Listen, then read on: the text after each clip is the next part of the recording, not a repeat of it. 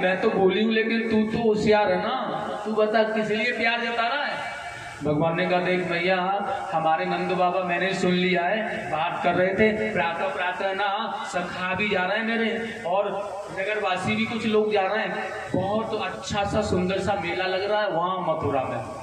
और देख भैया न्योता आया है हमारे लिए भी महाराज कंस का, कहा है उन्होंने नंद बाबा के लिए कि अपने पुत्रों को भी लेकर के आए यहाँ, इसलिए मैं कहता हूं तू मुझे मथुरा जाने से रोकना मत।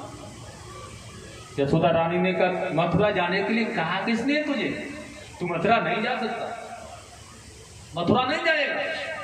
भगवान ने कहा नहीं इसलिए तो तेरे पास में आया, कह रहा हूं ना मथुरा जाने से रोकना मत, मुझे चले जाने देना। लेकिन यशोदा मैया ने कहा नहीं पुत्र तू मथुरा नहीं जा सकता, मैंने कह दिया ना तू मथुरा नहीं जाएगा, चाहे सारा वृंदावन मथुरा चला जाए लेकिन तू नहीं जा सकता। भगवान ने देखा जो डर था वही हो रहा है, और ये मैया यशोदा है ना, अगर ये प्रेम रूपी बेड़ियां मेरे पैरों में पहना देगी ना तो मैं चाह करके भी मथुरा नहीं जा पाऊंगा, इसलिए अब मना रहे हैं मैया को। मेला लग रहा है वहां, बहुत से लोग आएंगे, बहुत कौशल होगा वहां, बड़े बड़े पहलवान लड़ेंगे, बड़े बड़े हाथी घोड़े वहां अपना पुरुषार्थ कौशल दिखाएंगे, बहुत सुंदर मेला लगा है, बच्चों के लिए होता है। आज से कभी पहले जाने नहीं दिया तूने मुझे, कभी गया हूं ना तेरे इस वृंदावन को छोड़ करके, तेरे पास से कभी दूर तो नहीं गया, आज पहली बार जा रहा हूं, बड़ा हो गया हूं, चले जाने दे मुझे। नहीं मना किया ना मैंने तुझे, नहीं जाएगा। अब यशोदा रानी ने दृढ़ कर लिया नहीं जाएगा।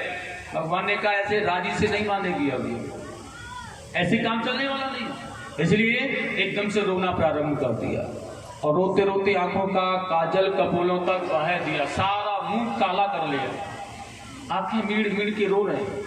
मुझे पहले ही पता था, इसलिए तो मैं परीक्षा ले रहा था तेरी, मैं जानता था तू मुझे जाने ही नहीं देगी, मुझे पता था। ब्रजवासी लोग कहते हैं सर यशोदा रानी का तो तू लाला है ही नहीं, काले कलयुग के तेरी मैया कितनी गोरी है और तू कितना काला है, तू यशोदा मैया का लाला ही नहीं, तुझे तो कहीं से लाई थी यार।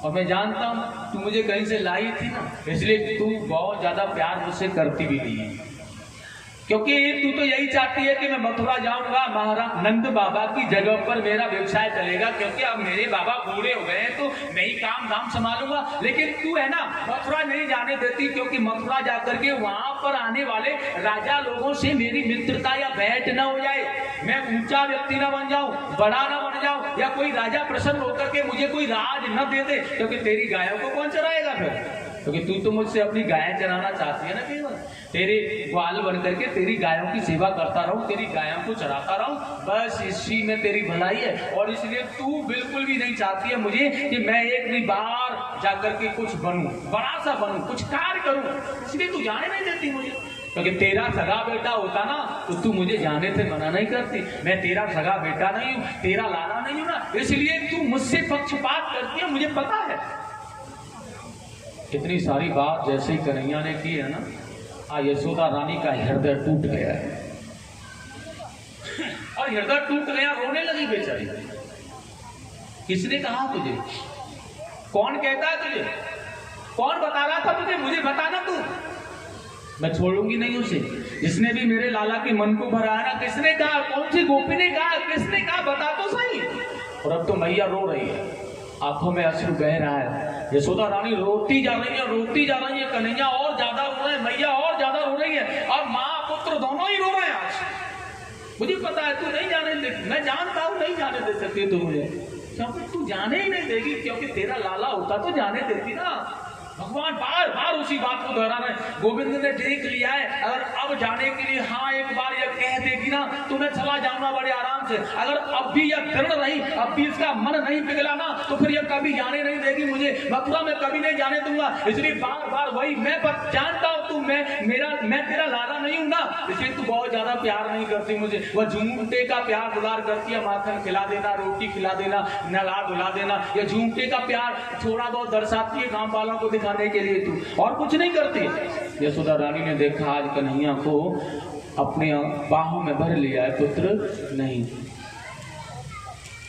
तेरे बगैर तो मेरे प्राण ही निकल जाएंगे लाला, तू तो मेरा प्राणधार है, कृष्ण, मैं तुझे जाने के लिए मना नहीं कर सकती, लेकिन मुझे लग रहा है कि अगर तू चला गया तो मेरे प्राण चले जाएंगे, और कोई नहीं चाहेगा कि अपने प्राण चले जाएं, इसलिए मैं भी नहीं चाह रही हूँ कि मेरे प्राण चले जाएं। लेकिन अगर तुझे जाना है ना तो फिर मैं कह देती हूँ तू चला जाना। मैया ने कह दिया चले जाना, भगवान ने जान लिया मैया ने कह दिया है तो जाने के लिए अब तो काम बन गया। इसलिए आराम से मैया के अपने पीताम्बर से असुरों को पहुंच दिया, और पहुंच करके बड़ा दुलार चुम्बन किया, और एकदम से फिर कुछ बात नहीं की, जाकर के सो गए। अगर और ज्यादा बात करने में फायदा नहीं है। और सो करके प्रातःकाल जागे, यशोदा रानी ने अपने पुत्रों को तैयार किया है। ऐसा लग रहा है कि उसका हृदय टूट रहा है, ऐसा लग रहा है कि उसके प्राण शरीर के अंदर से निकल रहे हैं, ऐसा लग रहा है कि अब यह श्याम सुंदर कभी उसे दोबारा मिलेगा नहीं। इसलिए आंखों में अश्रु भरे हुए,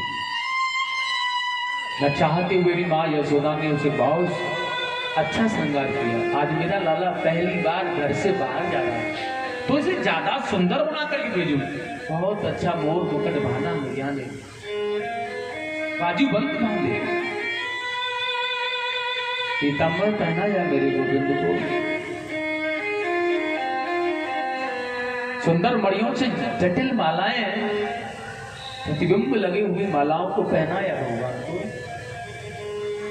बहुत सुंदर श्रृंगार कर यशोदा रानी ने बार बार कभी उतार लेती है, कभी पहना देती है। नहीं, यह अच्छा नहीं लग रहा। तो ये वहां के मथुरा के लोग देखेंगे, क्या कहेंगे, यशोदा रानी का लाला ऐसा श्रृंगार करके आया है।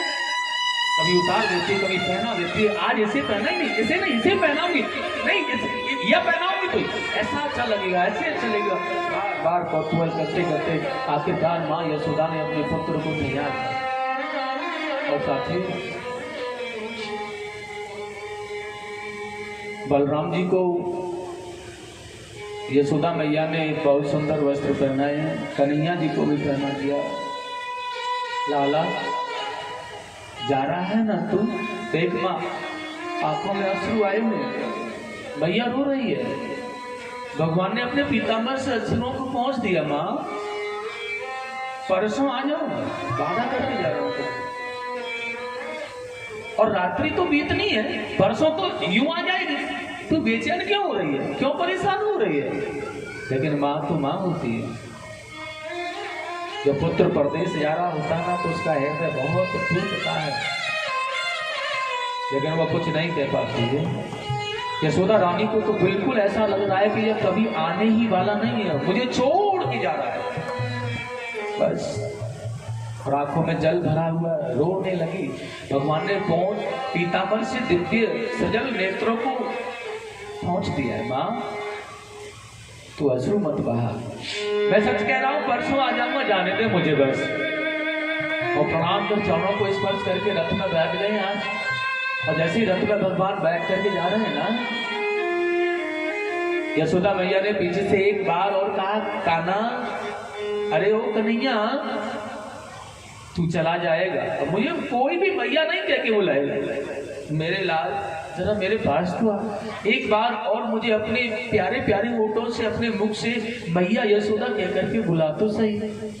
अब लाला ने देखा बूढ़ी मैया रथ के पीछे भाग रही है, नीचे कूद करके आ गए, हृदय से लगा लिया मैया को।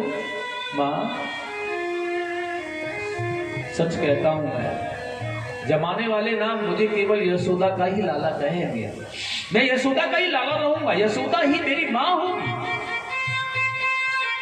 और ऐसा आश्वासन देकर के भैया को बड़ा दुलार किया भगवान ने, और चले जा रहे हैं। गोपियां को पता चला, आकर के रथ को घेर लिया गोपियां ने।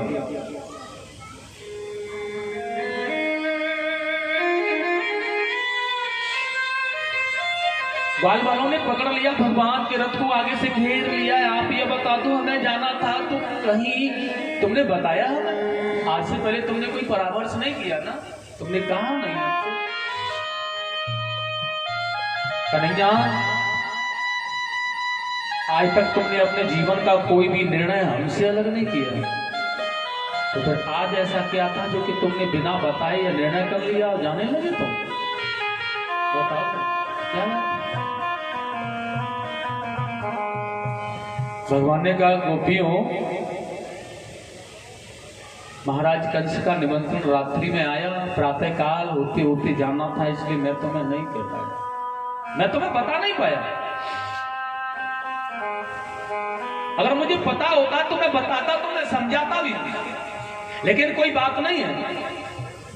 ऐसा कुछ नहीं है कि मैं कहीं भी जाऊं तो तुम्हें बता कर जाऊं। और गोपियों, मेरी बात एक सुन लो तुम, मैं बड़ा हो गया, मुझे जाना आना भी पड़ेगा, मेरा व्यवसाय भी चलेगा, सब कुछ करना होगा मुझे, इसलिए तुम निराश मत हो। और मैं मथुरा तो बस परसों तक के लिए जा रहा हूं, परसों आ जाऊंगा, तुम मुझे चले जाने दो, मेरा रास्ता छोड़ दो। बोले भले गोपियाओं को छोड़ करके भगवान जा रहे हैं। कोई कोई गोपी तो रथ के आगे सो जाती है, जाना है तो फिर हमारे ऊपर होकर के रथ ले जाओ प्रभु, आप चले जाओ। लेकिन भगवान रोक करके रथ को समझा करके गोपियाओं को आगे बढ़ते हैं। देवियों, मैं तो तुम्हारा माखन, तुम्हारा दुलार कभी नहीं भूल सकता हूँ। क्या मैं कभी तुम्हारे माखन के बगैर, तुम्हारे प्यार के बगैर रह सकता हूँ क्या? कभी नहीं रह सकता।